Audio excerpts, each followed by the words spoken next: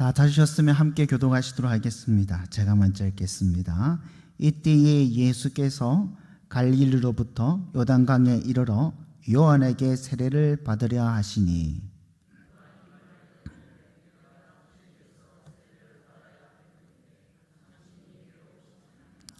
예수께서 대답하여 이르시되 이제 허락하라.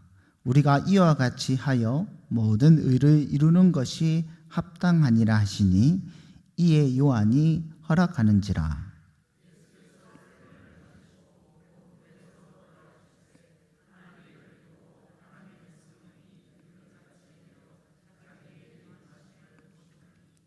하늘로부터 소리가 있어 말씀하시되 이는 내 사랑하는 아들이요 내 기뻐하는 자라 하시니라.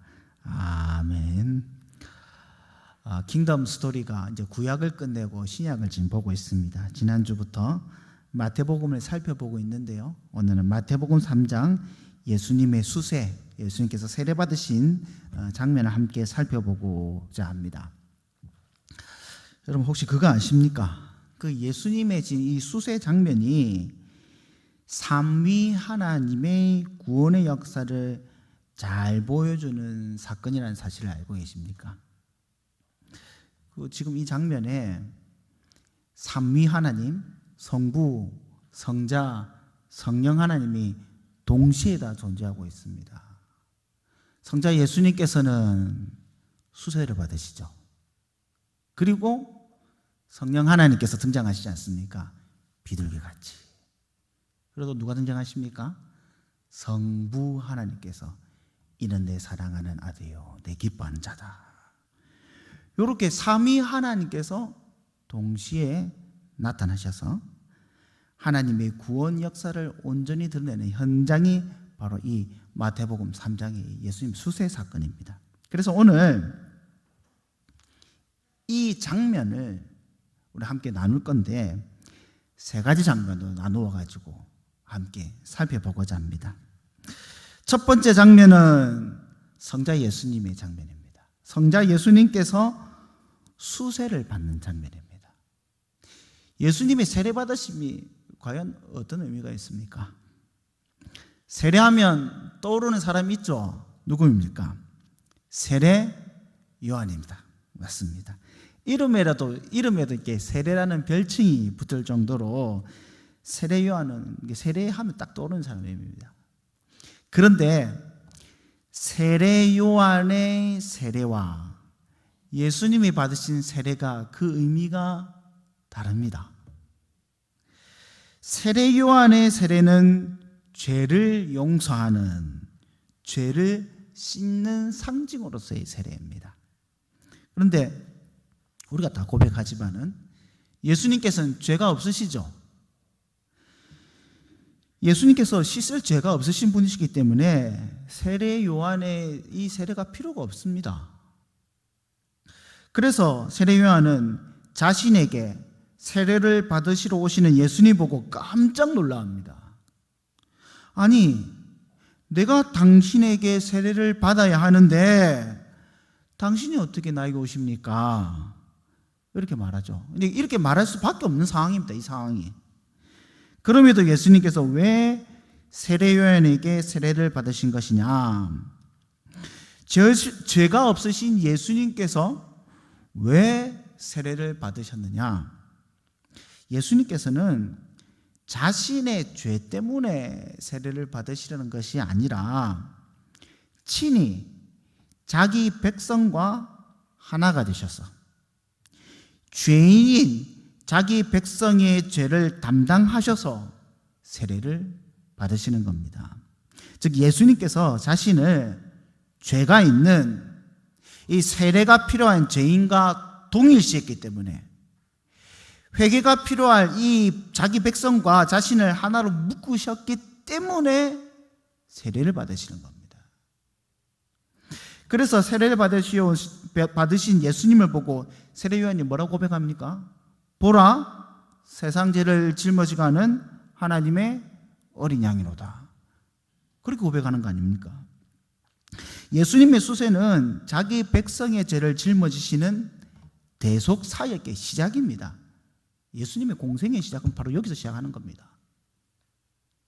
여러분, 세례 요한이 말한 어찌하여 당신이 나에게 오십니까? 세례 요한이 그렇게 예수님 보고 말하지 않습니까? 오늘 본문에 보면.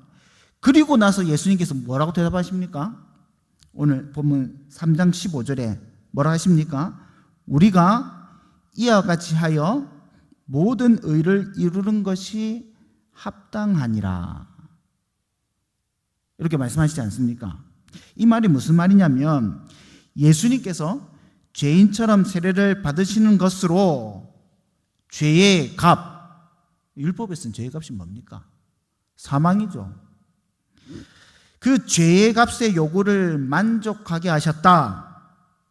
그래서 예수님의 수세를 통해서 하나님 백성을 구속하시는 하나님의 의를 이루는 순종이다. 이런 뜻입니다. 고린도후서 5장 21절에도 이런 말씀이 있습니다. 제가 읽어드릴게요.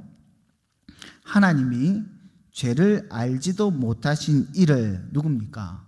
예수님이죠. 죄를 알지 못하시는 이를 우리를 대신하여 죄로 삼으신 것은 우리로 하여금 그 안에서 하나님의 의가 되게 하려 하십니다. 예수님이 이 세례를 통해서 하나님의 의를 성취하시는 겁니다. 자기 백성의 죄를 예수님께서 대신 짊어지심으로 자기 백성, 즉 우리가 하나님의 의가 되게 하신 겁니다. 우리가 하나님 앞에서 의롭다 하심을 받게 되는 그것을 위해서 예수님께서 세례를 받으신 것입니다. 그렇다면 그 예수님의 세례 받으심과 우리가 어떤 관계가 있냐, 어떤 의미냐, 이 질문은 참 많이 하는 질문입니다. 어떤 의미가 있습니까? 여러분, 출애굽을 기억하십니까? 출애굽한 백성들이 하나님의 백성이 되는 방법이 뭡니까? 죽었다가 다시 살아납니다. 실제로 애굽에서 나온 백성들이 홍해에 들어갔다가 거기서 다시 나옴으로 하나님의 백성으로 새롭게 된 겁니다. 왜 그렇습니까? 홍해의 물에 들어가는 것은 죽음을 상징하는 거거든요. 애굽의 백성으로서의 사는 삶, 애굽 왕을 섬기던 그 백성의 삶이 죽었다라는 것을 상징하는 겁니다. 홍해에 들어가는 게. 거기서 다시 나오죠. 물속에 들어있지는 않지 않습니까? 다시 나오지 않습니까? 그것이 뭐냐면 이제 하나님을 섬기는 백성이 되었다. 하나님을 섬기는 백성으로 거듭났다라는 뜻입니다. 이게. 그래서 고린도서 10장에서는 이스라엘 백성들이 홍해에 걷는 것을 뭐라고 이야기합니까? 세례받았다고 이야기하지 않습니까? 출애굽 1세대들은 이 홍해를 건너므로 세례를 받습니다. 그럼 출애굽 2세대는요? 요단강을 건너므로 세례를 받는 겁니다. 때문에 여러분, 예수님이 이 세례는 1차적으로는 예수님의 죽으심과 부활하심을 상징하는 겁니다. 다시요. 예수님의 이 수세의 장면이 예수님의 죽으심과 부활하심을 상징합니다. 근데 여기서 중요한 건 뭐냐면 예수님만 세례받는 게 아니라는 겁니다. 예? 예수님만 세례받는 게 아니고 예수님이 이 죄인들과 이 백성들과 연합을 해서 세례를 받는 겁니다. 그러니까 자기 백성, 죄인인 자기 백성이 예수님의 세례에 동참하고 있는 겁니다. 우리가 예수님의 세례에 참여하고 있는 겁니다. 예수님께서 물속에 들어가서 죽으시고 살아났듯이 그리스도와 그의 백성이 연합함을 통하여서 우리도 예수님 안에서 옛 사람은 죽고 새 사람으로 다시 살아나는 이 일이 예수님의 수세를 통해서 이미 이루어지는 겁니다. 이 사실을 제가 한 말이 아니고 성경을 통해서 우리 한번 확인해 보도록 하겠습니다. 이거 한번 다 같이 찾았으면 좋겠습니다. 로마서입니다. 로마서 6장 3절에서 5절 말씀. 로마서 6장 3절에서 5절 말씀입니다.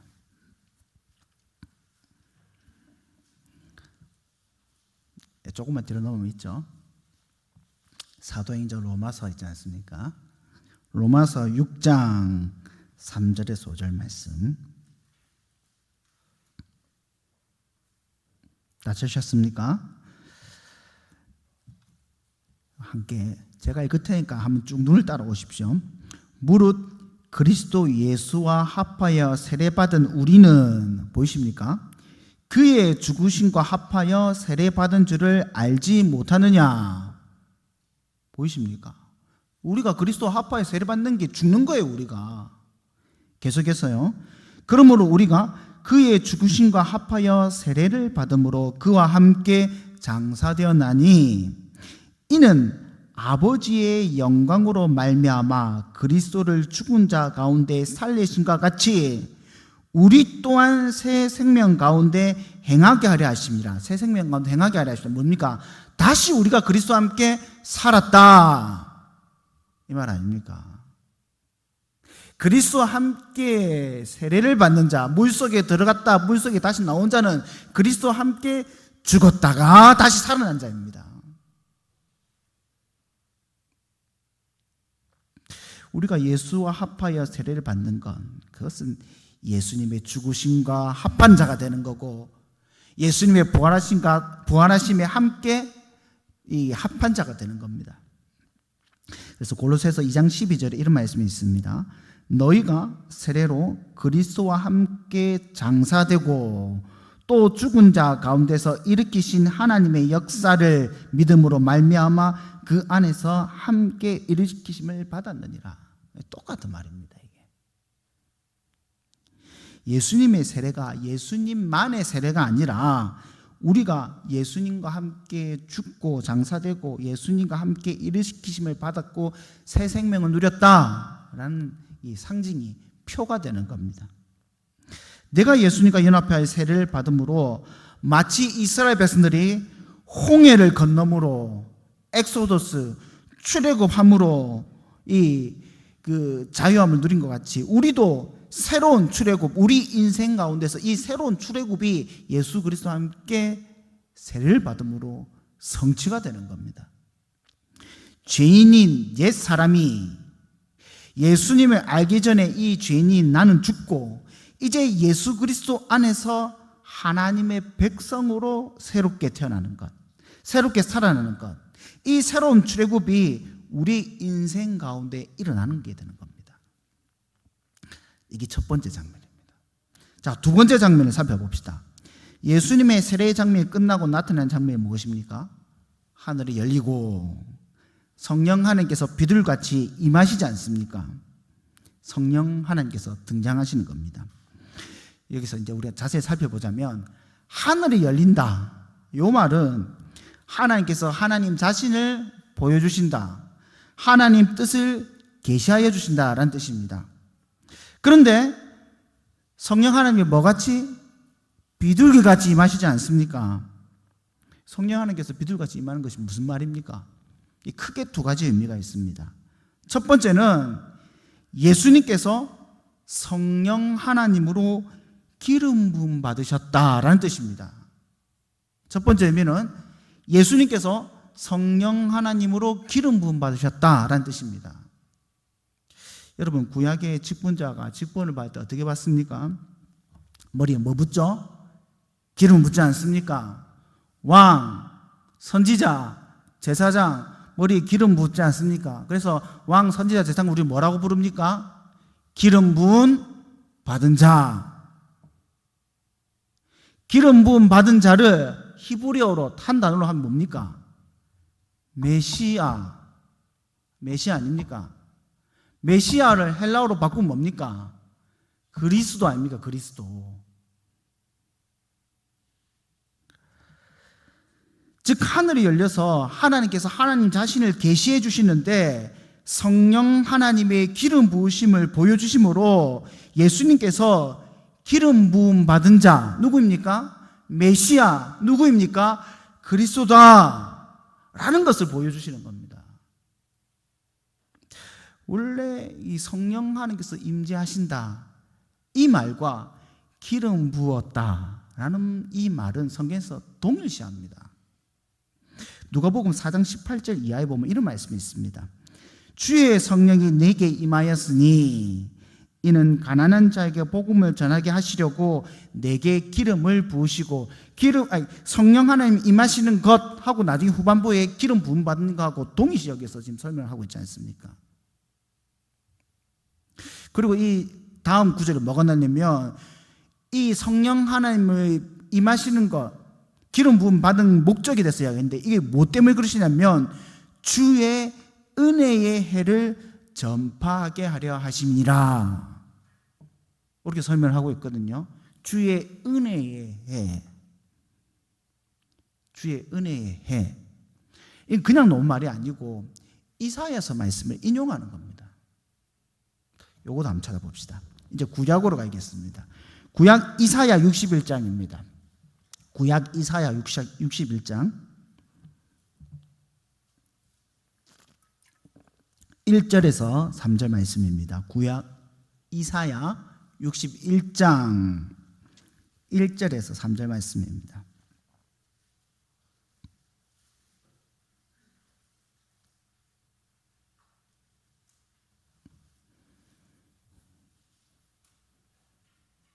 다 찾으셨습니까? 자, 요거는 함께 합독을 해보도록 할까요? 1절부터 3절까지 우리가 천천히 한번 읽어보도록 하겠습니다. 준비하시고 시작.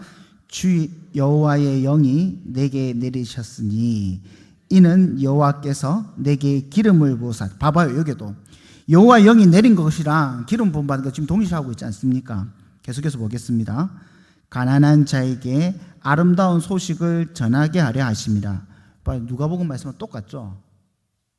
계속해서 읽겠습니다. 보내사 마음이 상한 자를 고치시며 포로된 자에게 자유를 갇힌 자에게 노임을 선포하며 여호와의 은혜의 해와 은혜의 노죠 우리 하나님의 보복의 날을 선포하여 모든 슬픈 자를 위로하되. 여기 중요한 단어가 여호와의 은혜의 해 나왔습니다. 이게 이 꼴은 뭐냐면 하나님의 보복의 날입니다. 여호와의 은혜의 해와 하나님 보복의 날은 같은 날입니다. 다른 날 이야기한 게 아닙니다. 계속해서 읽어야겠습니다. 3절 읽겠습니다. 시작. 무릇 시온에서 슬퍼하는 자에게 화관을 주며 그 죄를 대신하여 기쁨의 기름으로 그 슬픔을 대신하여 찬송의 옷으로 그 근심을 대신하여 그의 의에 곧 여호와께서 심으신 그 영광을 나타낼 자라 일컬음을 받게 하려 하심이니라.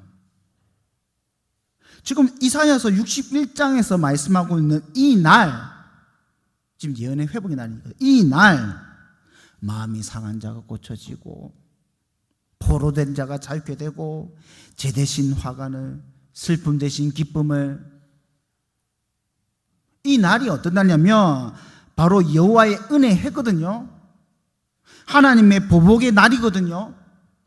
그럼 이 하나님의 보복의 날 은혜의 해가 언제입니까? 어떤 날을 가리키는 겁니까?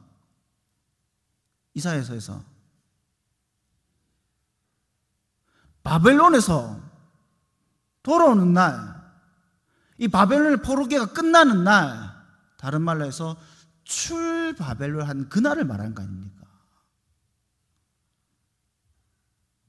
근데 이 출바벨을 누가 성취하는 겁니까, 지금? 누가 성취하셨습니까? 예수 그리스도께서 이 날을 성취하신 겁니다. 세례를 받으신 예수님께서 이 날을 성취하신 겁니다. 예수님께서 말씀드렸죠. 메시아로 기름 부음 받지 않습니까? 메시아로 그리스도로 자신의 죄를 자기 백성의 죄를 담당하심으로 죄에서 포로된 자를 자유케 하셨고요. 죄의 형벌에 억압받은 자에게 해방시켜 줬고요. 죄와 사망의 강포를 당하던 이자들에게 신원하여 주시는 날, 즉 출애굽 출바벨론을 성취하신 겁니다. 지금 세례받으신 예수님 위로 하늘이 쫙 열리고 성령 하나님께서 비둘기같이 임재하심으로 바로 이분이 메시아다.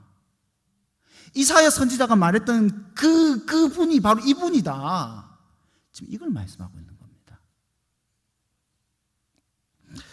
그리고 여러분, 성령 하나님께서 임하신 이 비둘기에 상징하는 것, 두 번째 상징의 의미가 뭐냐면, 이 두 번째 의미는 그리스도를 통한 새 창조의 역사를 의미하는 겁니다.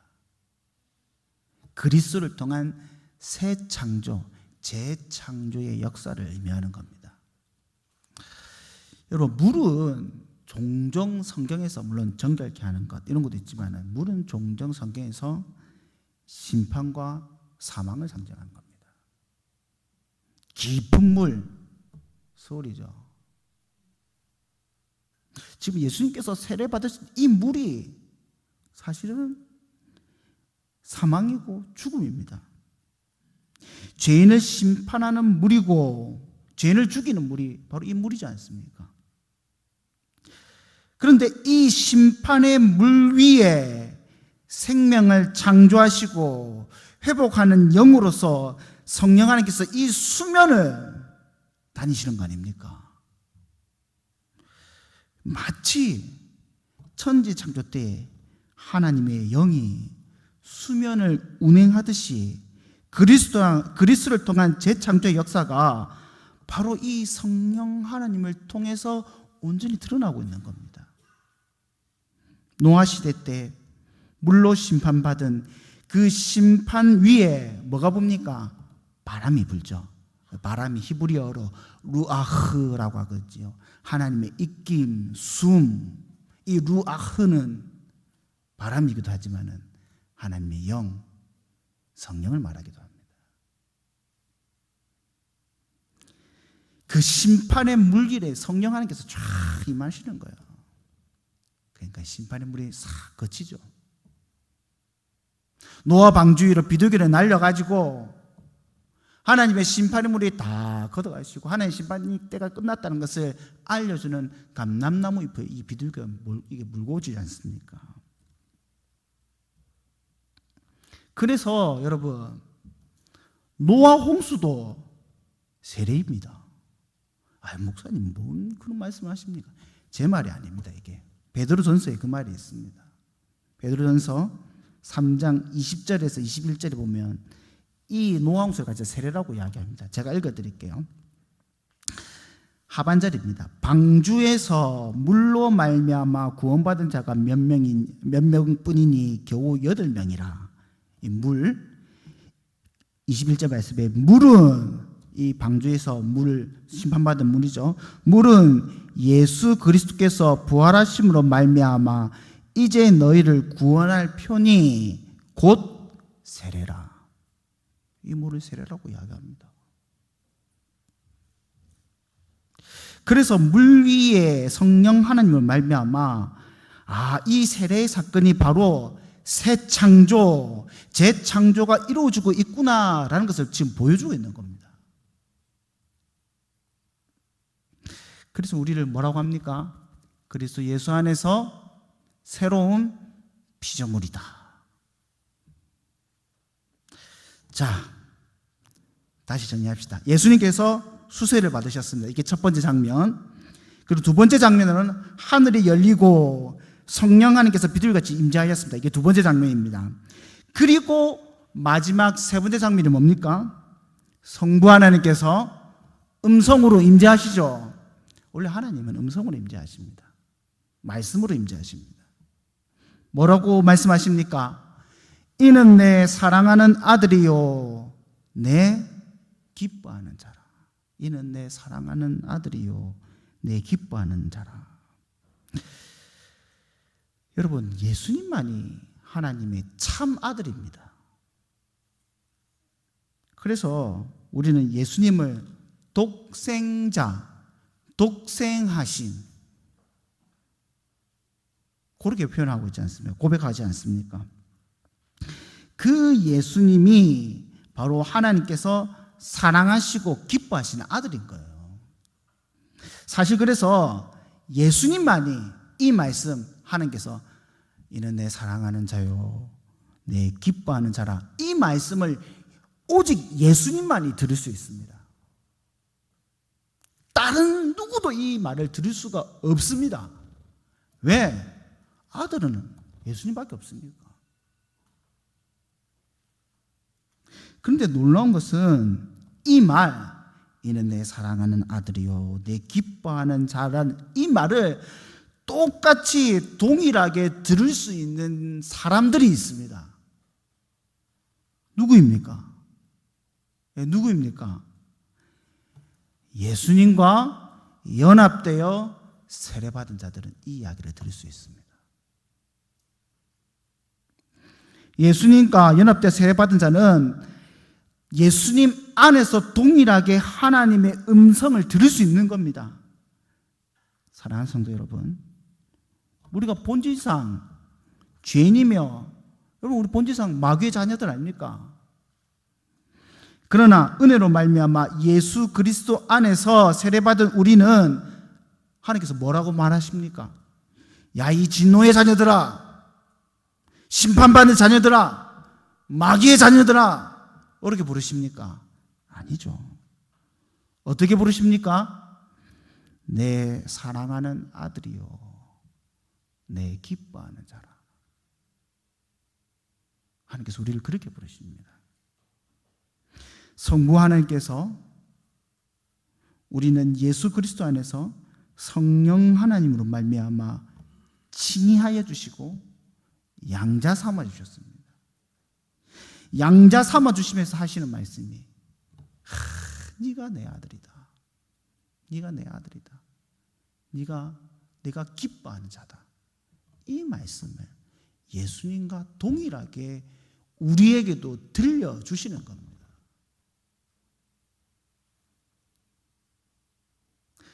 구원은 삼위 하나님께서 함께 역사하는 겁니다.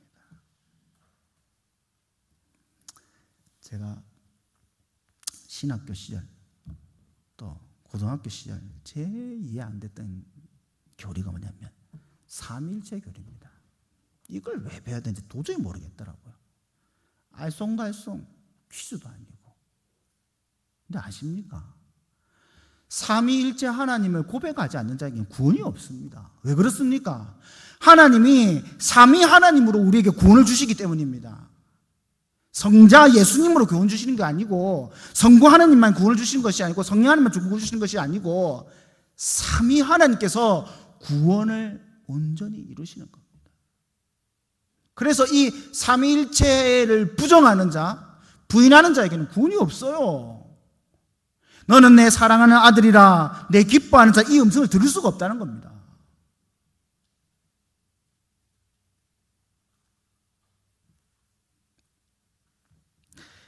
예수님의 이 세례 장면은 이 삼위 하나님께서 이 우리를 구원하시는데 온전히 서로 합력하셔서 자기 백성을 구원하시는 이 놀라운 현장을 오롯이 보여주는 현장이 바로 예수님의 수세 장면이거든요. 물론 제가 피조물 된 자로서 하나님 대해 표현할 때 하나님께서 최선을 다하셨다, 하나님께서 모든 것을 다하셨다, 제가 이런 표현을 할 수가 없습니다. 왜냐하면 제가 유한한데 제가 하나님의 최선이 뭔지, 하나님의 온전한 것이 뭔지 저는 상상도 할 수 없고 알 수도 없습니다. 그건 제가 표현할 수 없는 제 표현이 아니고요. 그러나 제가 분명하게 고백할 수 있는 것은 하나님께서, 삼위 하나님께서 이 땅의 모든 것을 사용하셔서 하시고자 하시는 일이 뭐겠습니까? 이거 우리를 하나님의 아들 삼고 내 기뻐하는 자라라고 만드시는 것, 이걸 위해서 하나님께서 지금도 열심으로 운행하시고 일하시고 역사하신다는 겁니다. 그래서 우리는 역사를 그냥 역사를 하지 않습니다. 뭐라고 부릅니까? 구원의 역사 혹은 구속사라고 합니다. 왜? 이 땅에 있는 시간, 공간, 물질, 이 모든 것이 다 이 구원을 위해서 하나님께서 운행하고 계시다는 거예요. 하나님의 관심은 딴 데 없어요. 이 세상 정치, 경제, 세상이 깨끗해지고 그런 데 관심이 있으신 게 아니시고 하나님 관심은 오직 그의 백성에게만 관심이 있습니다. 하나님께서 거기에 집중하셔서 이 우주를 운행하고 있습니다. 여러분, 이 놀라운 구원의 사건 앞에서 우리 가슴이 너무 벅차지 않습니까? 우리가 이 놀라운 은혜 앞에서 감사와 찬양에 안 놓을래야 안 놓을지 않을 수가 없지 않습니까? 참 놀라운 겁니다. 참 놀라운 겁니다. 내가 뭔데? 내가 뭘 했건데? 아무도 한 게 없지 않습니까? 그럼에도 하나님은 이 일을 하시는 거예요. 이 일을. 이 사랑을 우리에게 쏟아 부어 주시는 겁니다.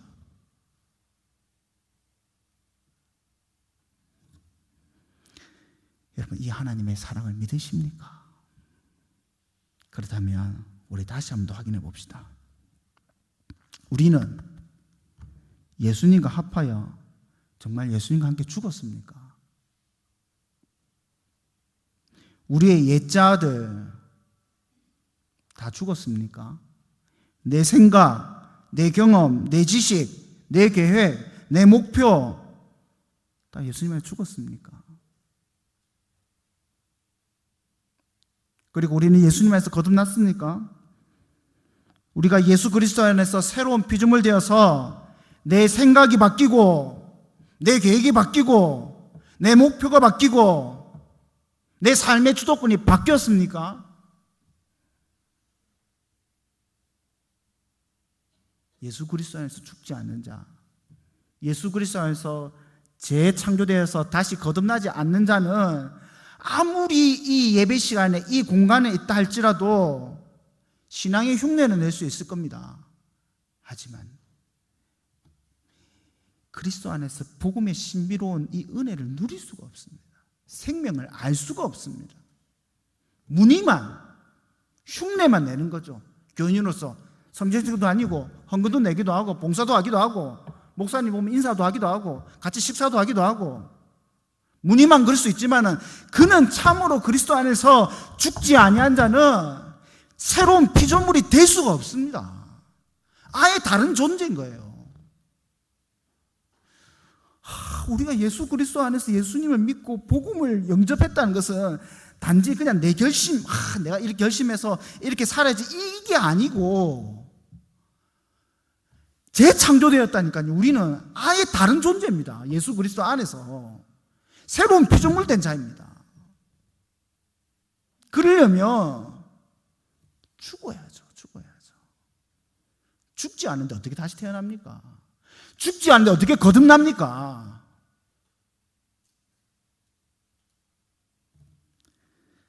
사랑하는 성도 여러분, 우리는 그리스도 안에 죽었습니다. 사실. 그리고 다시 태어났습니다. 그럼에도 불구하고 계속해서 우리 그 죽었던 옛자들이 나를 자꾸 끌어당기는 거예요. 죽었던 내 허상들이 마치 내가 죽기 이전으로 끌고 당기는 거예요.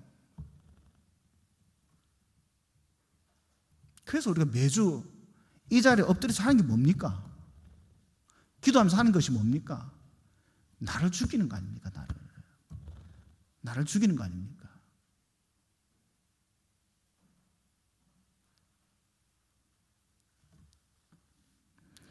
이전에 죄를 즐기던 나는 죽고 오직 여호와로 말미암아 즐거워하는, 만족해하는, 감사하는 삶을 살아가는 것이 우리 성도의 삶의 여정이지 않겠습니까? 만일 우리가 주 안에서 새롭게 창조된 피조물이라 고백한다면 우리의 모든 것이, 우리의 모든 장기, 발, 다리, 눈, 코, 내 오장육부 모두가 하나님의 것입니다. 주의 것입니다. 그래서 하나님이 원하시는 곳, 하나님의 영광이 온전하게 드러나는 곳, 거기에 사용하시옵소서. 우리가 드려야 되지 않겠습니까? 바라기는 예수와 함께 세례받은 자 되어서 그리스도의 사람으로 새롭게 태어나는 그리스도의 몸된 마산제일교회와 성도와 가정이 되시기를 주님의 이름으로 간절히 소망합니다. 우리 함께 기도하시겠습니다.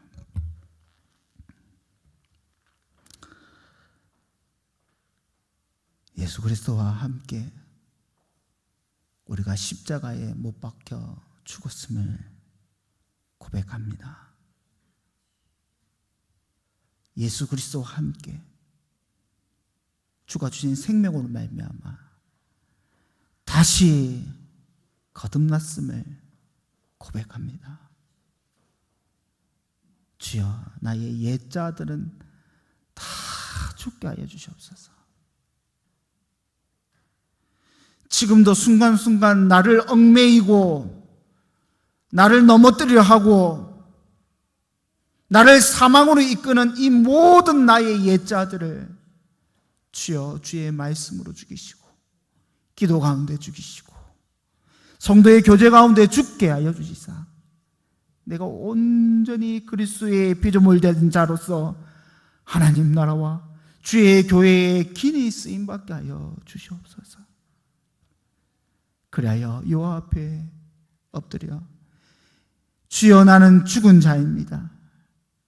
주여, 나는 주님 앞에 다시 창조된 자입니다 라고 고백을 하고 하나님이 들려주시는 이는 내 사랑하는 아들이요 내 기뻐하는 자라 라는 이 음성을 듣고 즐거워하고 기뻐하고 감사하는 교회와 성도 될 수 있게 하여 주시옵소서. 하나님께서 우리 가운데 새 생명으로 살아가는 귀한 역사 보여주실 줄 믿사오며 이 모든 것 예수님의 이름으로 기도드리옵나이다. 아멘.